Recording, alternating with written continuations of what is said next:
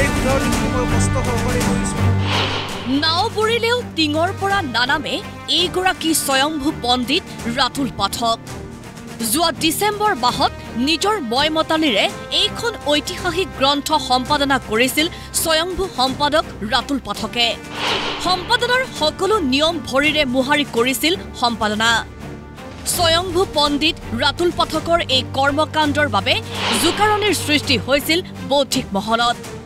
Doctor Banikanta কাকতিৰ ঐতিহাসিক গ্ৰন্থ সম্পাদনা কৰি ধৃষ্টতাৰ সীমা চেৰালে এইজন শিক্ষকৰূপী স্বয়ম্ভু মহাপণ্ডিতে। প্ৰয়াত গৱেষক বিশ্বেশ্বৰ হাজৰিকাই অনুবাদ কৰা অসমীয়া ভাষাৰ গঠন আৰু বিকাশ শীৰ্ষক গ্ৰন্থখন সম্পাদনা কৰি উদ্ধতালিৰ চৰম সীমা অতিক্ৰম কৰিলে স্বয়ম্ভু পণ্ডিত এইজন ৰাতুল পাঠকে।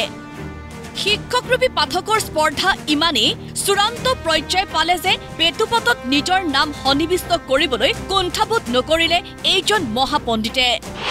বিদগ্ধ পণ্ডিত দুগৰাকীৰ সৈতে নিজৰ নাম সন্নিৱিষ্ট কৰাৰ বাবে জাঙুৰ খাই উঠিছে ৰাজ্যৰ বৌদ্ধিক মহল।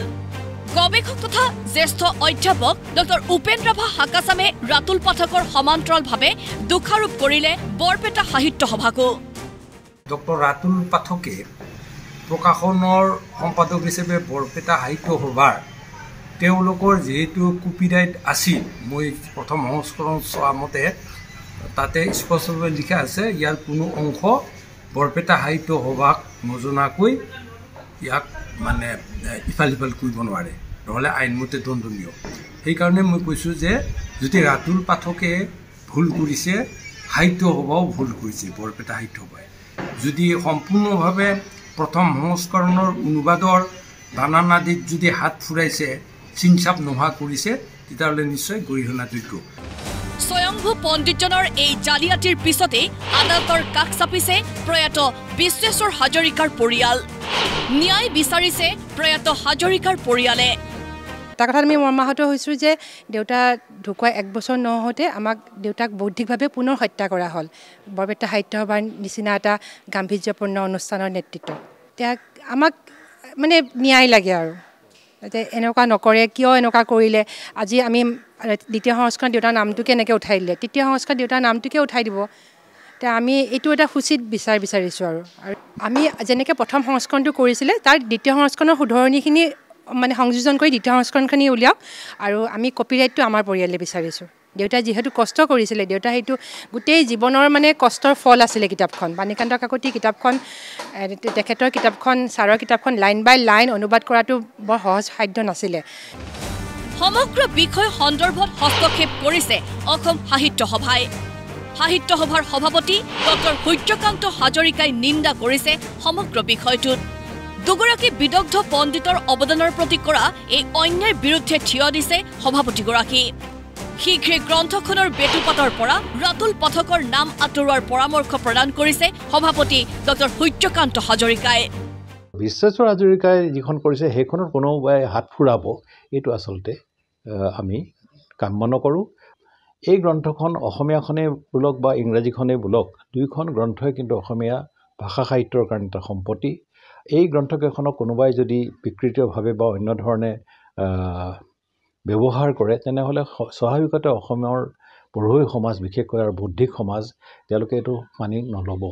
আমাৰ বৰপেটা সাহিত্য সভাৰ লগত আমাৰ আলোচনা হৈছিলে, আমি পৰামৰ্শ আগবঢ়াইছোঁ। যিহেতু এখন বিশ্বেশ্বৰ হাজৰিকাৰ দৰে এজন পণ্ডিত ব্যক্তিয়ে অশেষ কষ্ট কৰি পেলাই অনুবাদ কৰিছে, এই গ্ৰন্থখনৰ যিটো স্বকীয়তা বিশ্বেশ্বৰ হাজৰিকাৰ নামতে থাকিব লাগিব।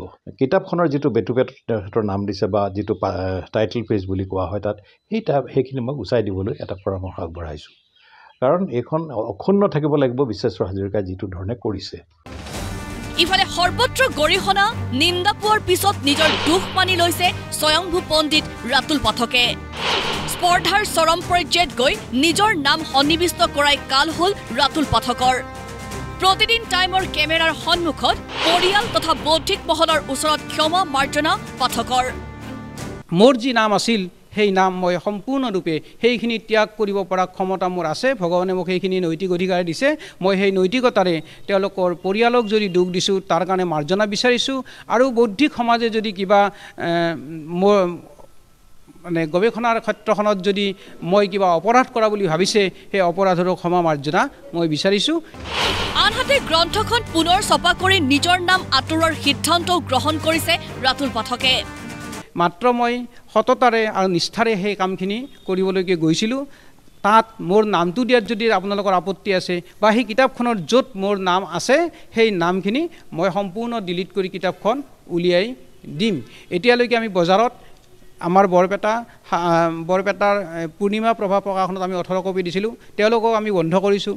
বান্ধৱত আমি 60 কপি দিছিলোঁ। বান্ধৱৰ ৰঞ্জন শৰ্মাক তেখেতে কৈছোঁ যে কিতাপখন সম্পৰ্কত এটা হৈছে, আপুনি কিতাপখিনি কাকো নিদিব।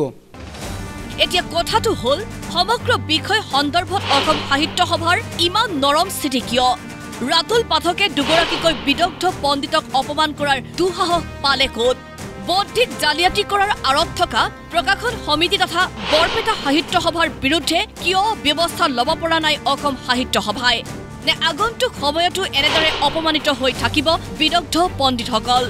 এই প্ৰশ্ন অসম সাহিত্য সভালৈ। ব্যুৰ' ৰিপৰ্ট, প্ৰতিদিন টাইম।